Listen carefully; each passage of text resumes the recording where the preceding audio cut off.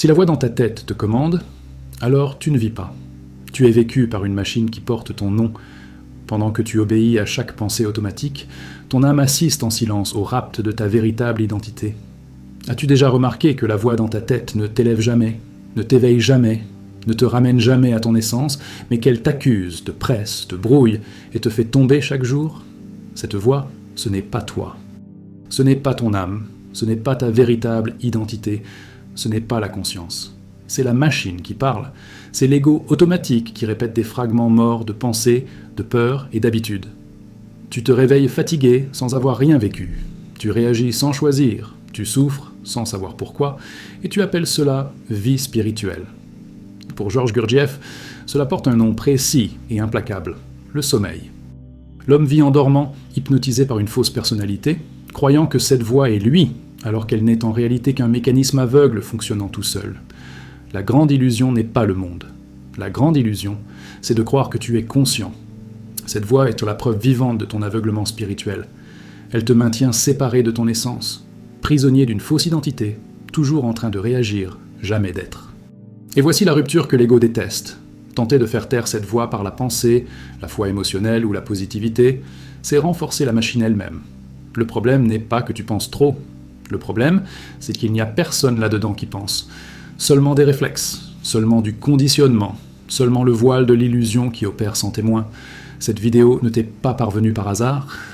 Elle est arrivée parce que quelque chose en toi a déjà perçu que cette voix n'est pas réelle, et que continuer à lui obéir, c'est continuer à dormir. Écris maintenant dans les commentaires « Je ne suis pas la voix ». Rien que cela. Et si tu sens que cette confrontation est ce qui te maintient lucide, deviens membre de la chaîne et reste dans le champ où la machine ne commande pas. Car faire taire la voix mécanique, ce n'est pas lutter contre l'ego, ce n'est pas fuir la pensée, ce n'est pas créer une nouvelle identité spirituelle, c'est voir la machine fonctionner sans s'y identifier. Gurdjieff appelait cela le souvenir de soi. L'instant brutal où tu perçois que tu es présent pendant que la machine parle toute seule. À ce moment-là, quelque chose se brise, la voix perd son autorité, l'ego entre en court-circuit. La fausse personnalité se révèle pour ce qu'elle a toujours été, un amas d'habitudes, sans propriétaire. Cela n'apporte pas du réconfort, cela apporte un réveil réel, et le réveil fait mal parce qu'il détruit les mensonges intérieurs que tu appelles « moi ». Combien de fois aujourd'hui cette voix a-t-elle décidé pour toi ? Combien de fois as-tu confondu réaction et choix ? Et si la prochaine pensée qui surgit n'était pas obéie, qui reste là-dedans quand la machine échoue, où commence exactement ton essence lorsque le sommeil est interrompu ? Tu dois comprendre une chose sans l'adoucir, sans la spiritualiser, sans dorer la pilule. La voix mécanique n'existe que parce que tu n'es jamais présent. Elle n'est pas forte, elle est répétitive. Elle ne domine pas parce qu'elle est intelligente, elle domine parce qu'il n'y a personne à la maison. Chaque fois que tu t'identifies à elle, tu livres ton âme sur un plateau à la machine. Tu appelles cela pensée. Gurdjieff appelle cela fonctionnement automatique. Il n'y a pas de « toi » là-dedans. Il y a des impulsions, des mémoires, des peurs, des conditionnements. La voix parle toute seule. L'erreur fatale est de répondre. Toute réponse nourrit l'ego. Toute justification renforce la fausse identité. L'homme dort parce qu'il croit que penser, c'est exister. Pendant ce temps, l'essence demeure enterrée, silencieuse, étouffée par le bruit intérieur. Faire taire la voix mécanique ne consiste pas à lui ordonner de s'arrêter. C'est infantile. C'est la machine elle-même qui tente de se contrôler. Le choc est ailleurs. Voir la voix surgir sans la suivre, voir la pensée attaquer sans réagir, voir l'impulsion sans obéir. Ce voir n'est pas mental. C'est une présence brute, c'est inconfortable, c'est menaçant pour l'ego. Car à l'instant où tu observes, l'illusion se brise. La voix continue de parler, mais elle ne commande plus, et l'ego panique parce qu'il perd le seul pouvoir qu'il ait, ton identification aveugle. C'est le véritable début de l'éveil, non pas quand l'esprit se calme, mais quand il est désautorisé. On t'a entraîné à croire que cette voix, c'est toi en train de réfléchir à la vie. Ce n'est pas le cas. C'est la vie qui pense par-dessus toi. Elle te pousse, te culpabilise, te compare, t'accélère. Elle crée une urgence factice, elle crée du drame inutile, elle crée de la souffrance imaginaire, et tu appelles cela « ma façon d'être ». Voilà le mensonge central. Gurdjieff démontre cela sans pitié. L'homme n'a pas un moi, il a de nombreux moi, fragmentés et contradictoires, qui se disputent le contrôle. La voix d'aujourd'hui n'est pas celle d'hier. Mais tu les appelles toutes « moi ».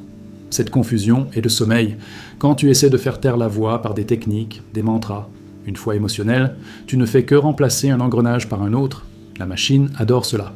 Elle se déguise en spirituelle. Elle utilise de beaux mots.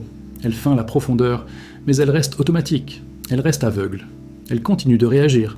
Le voile de l'illusion se renforce quand tu crois évoluer sans être présent. La présence n'est pas la paix. La présence est une lucidité tranchante. C'est percevoir que la voix parle sans permission. C'est réaliser que tu as vécu des années entières en étant pensé. La voix mécanique déteste le véritable silence, pas le silence extérieur. Le silence intérieur où il n'y a pas de commentaire, où il n'y a pas de narration, où il n'y a pas d'explication. Ce silence n'est pas vide, il est une essence active. C'est l'identité véritable qui émerge. C'est le moment où tu sens « il y a quelque chose ici qui observe ». Ce quelque chose ne parle pas, ne juge pas, ne réagit pas. Il est. Et lui seul peut faire taire la machine, non par la force, mais par l'absence d'identification. Sans public, la voix perd sa scène. Chaque fois que tu te perds dans des pensées négatives, ce n'est pas parce qu'elles sont fortes. C'est parce que tu n'étais pas là lorsqu'elles sont apparues. La machine a pris le contrôle. Gurdjieff ne promet pas le confort. Il promet le travail. Un travail intérieur constant. Se souvenir de soi au milieu de la confusion, au milieu de la colère, au milieu de la peur, au milieu de la voix. Ce souvenir n'est pas répéter des phrases, c'est sentir le corps, sentir l'instant, sentir la présence pendant que la machine crie. Cette friction est le véritable champ de l'éveil. L'ego déteste cela parce qu'il vit de narration. Il a besoin de tout commenter, tout expliquer, tout justifier. Quand tu ne réponds pas, il s'effondre temporairement. Et dans cet effondrement, quelque chose de rare se produit.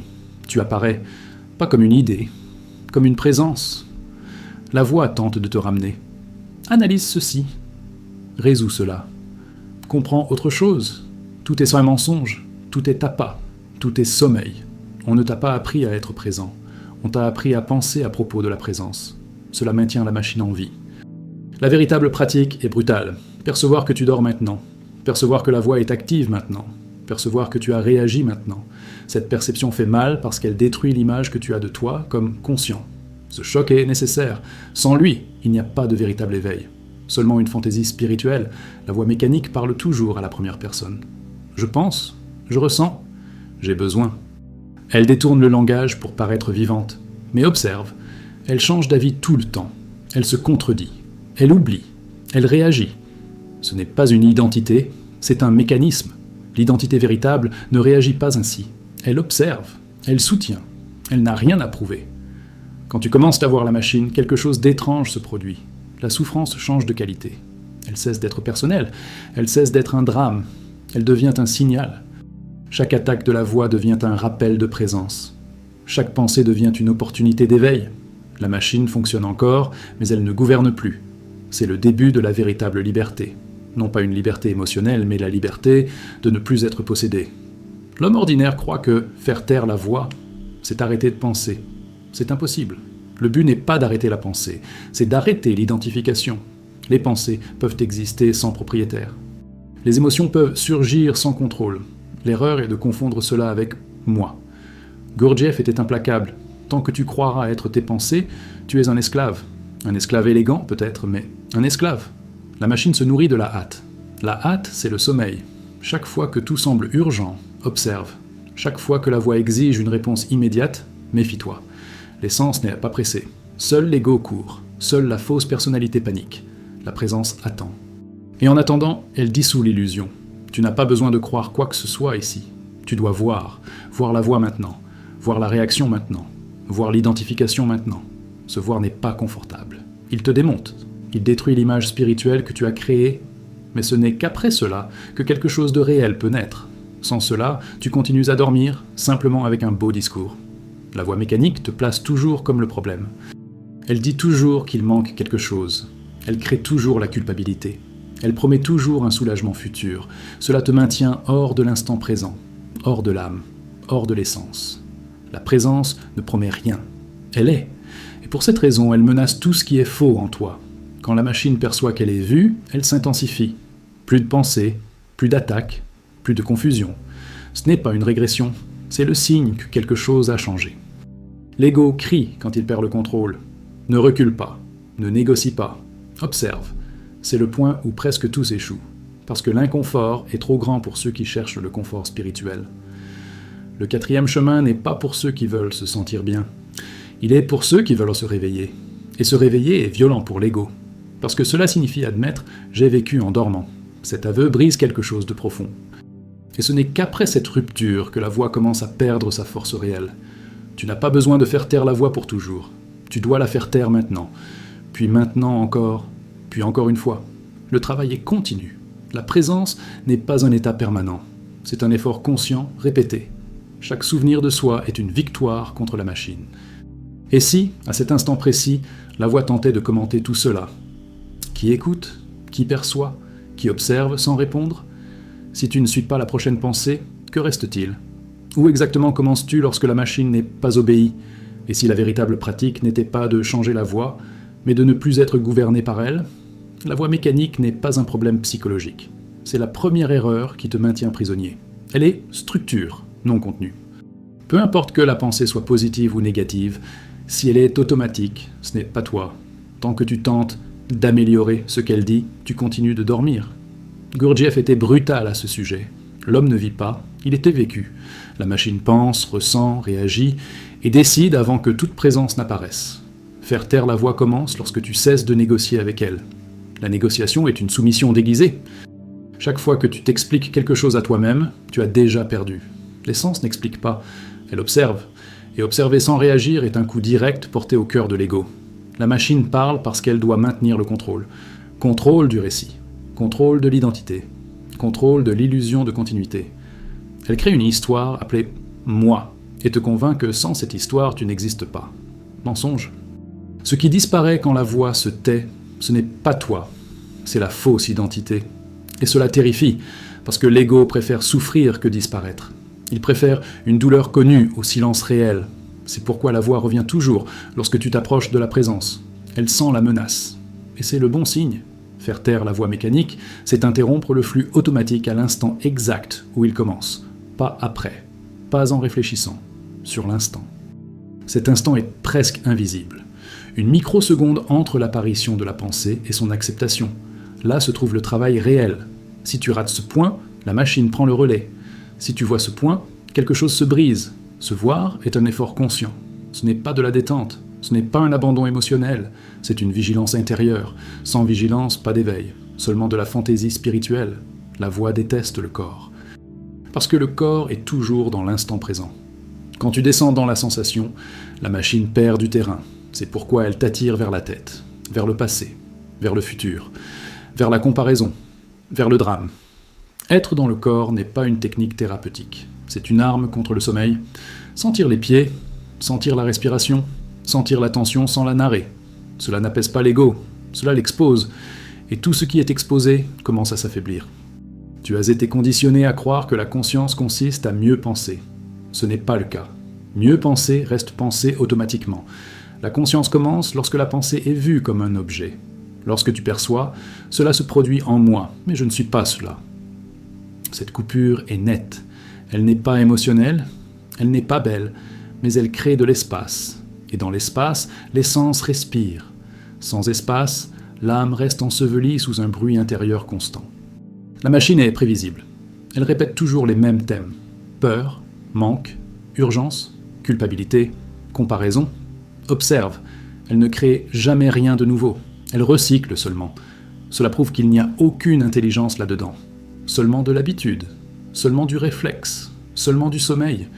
Quand tu commences à voir cette répétition, quelque chose change. La voix perd son autorité morale. Tu cesses de la respecter. Et sans respect, elle s'affaiblit. Faire taire la voix n'est pas gagner une bataille, c'est retirer le carburant. Le carburant, c'est l'identification. L'émotion nourrit, la réaction immédiate. Le drame intérieur. Coupe cela, et la machine entre en effondrement fonctionnel. Elle existe encore, mais elle ne gouverne plus. C'est cela la liberté réelle. Pas le bonheur, pas l'euphorie, la liberté de ne plus être entraîné. L'ego déteste lorsque tu ne réagis pas. Il provoque plus fort, il augmente le volume. Il crée des pensées plus agressives. Ce n'est pas un échec, c'est un test. Si tu réagis, il gagne. Si tu observes, il s'épuise. La machine ne fonctionne que tant qu'on lui fournit de l'énergie émotionnelle. Sans énergie, elle devient un bruit lointain, encore présent mais inoffensif. La plupart des gens ne font jamais taire la voix parce qu'ils ont peur de ce qui reste. Le silence réel fait peur, parce qu'il n'y a pas d'identité prête à l'emploi, pas de rôle, pas de personnage, seulement une présence nue. Gurdjieff disait que l'homme préfère 1000 illusions à une seconde de conscience réelle, parce que la conscience réelle détruit les mensonges intérieurs qui soutiennent la personnalité fausse. Quand la voix se tait, même pour quelques secondes, tu perçois quelque chose de troublant. Tu existes sans histoire, sans passé, sans étiquette. C'est l'essence, ce n'est pas une idée. C'est une sensation d'être. Ce contact est bref au début. La machine revient vite. Mais désormais, tu sais. Et celui qui sait ne peut plus feindre l'ignorance. Le travail consiste à répéter. Répéter le choc. Répéter l'observation. Répéter la présence. Ne pas chercher un état permanent. C'est de la vanité spirituelle. Le 4e chemin se pratique au cœur de la vie, au milieu de la confusion, au milieu de la voie. Pas dans la retraite, pas dans la fuite. C'est là que la machine doit être vue. Chaque fois que tu te surprends à dialoguer intérieurement, souviens-toi, personne ne gagne cette conversation. Parce que ce sont 2 mécanismes qui se battent. La sortie n'est pas de vaincre, c'est de quitter l'arène. La présence ne discute pas, elle demeure. Et demeurer est l'acte le plus révolutionnaire contre la voie mécanique. La fausse identité a besoin de cohérence narrative. Elle a besoin de se sentir quelqu'un. Quand tu cesses de renforcer cette cohérence, l'ego se fragmente. Et c'est une bonne chose, car l'unité fausse doit mourir pour que quelque chose de réel apparaisse. L'éveil n'unit pas la personnalité, il la démonte. La machine promet toujours qu'ensuite tu seras en paix, après avoir résolu, après avoir compris, après avoir atteint. Mensonge. Le plus tard est la stratégie du sommeil. La présence n'existe que maintenant. Et maintenant, la voix peut être vue. Maintenant, elle peut être désautorisée. Maintenant, elle peut perdre son pouvoir. Faire taire la voix ne te transforme pas en quelqu'un de meilleur. Cela te transforme en quelqu'un de moins faux. Cela ne génère pas d'applaudissements intérieurs. Cela génère de la sobriété, un silence fonctionnel, un inconfort au début, parce que tu perds le divertissement mental que tu appelais identité. L'homme dort parce qu'il confond la pensée avec la vie. Quand cela est vu, quelque chose d'irréversible se produit. Même si tu te rendors, une fissure existe déjà. La voix ne sera plus jamais totalement crue. Et cela change tout. La machine déteste la continuité de la présence. C'est pourquoi elle distrait. C'est pourquoi elle crée l'urgence. C'est pourquoi elle dramatise. Chaque fois que tu demeures une seconde de plus sans réagir, tu remportes une bataille invisible. Personne ne la voit. Mais quelque chose de réel se produit. Tu n'as pas besoin de détruire la machine. Elle ne peut pas être détruite. Elle doit être placée à sa juste place. Outil, non maître. Lorsque cela arrive, la souffrance psychologique chute drastiquement. Non parce que la vie change, mais parce que tu cesses d'être écrasé intérieurement. La véritable spiritualité commence lorsque la voix perd le droit de définir qui tu es. Tant qu'elle commande, tu dors. Lorsqu'elle est vue, l'éveil réel commence. Et si maintenant, pendant que tu lis ceci, une pensée surgit pour commenter « Vas-tu la suivre ou vas-tu observer ? Qui es-tu lorsque la machine parle seule ? Où commence exactement ton identité véritable lorsque tu ne réponds pas ? Si quelque chose en toi s'est senti mal à l'aise, tendu ou exposé durant cette vidéo, ce n'est pas une erreur, c'est un signe de justesse. La voix mécanique ne se sent menacée que lorsqu'elle commence à perdre son autorité. N'essaie pas de te calmer après cela. N'essaie pas de mieux comprendre. Observe. Observe la prochaine réaction. Observe la prochaine pensée qui tente de commenter, de justifier ou de fuir. C'est précisément là que le travail réel commence. Si ce contenu t'a maintenu lucide quelques minutes, c'est que tu as touché, même brièvement, ton essence. Quelque chose que la machine ne peut pas imiter. Si tu veux rester dans ce champ de confrontation réelle, où il n'y a ni fantaisie spirituelle ni confort bon marché, deviens membre de la chaîne. Cet espace existe pour soutenir la vigilance, non pour distraire. Ici, le travail est continu, direct et sans concession à l'ego. Et maintenant, demeure la question qui ouvre le prochain portail. Lorsque la voix surgira juste après cette vidéo, vas-tu obéir ou vas-tu voir ? Qui es-tu quand la machine parle et ne trouve aucune réponse ? Observe cela, car c'est exactement là que l'éveil réel commence.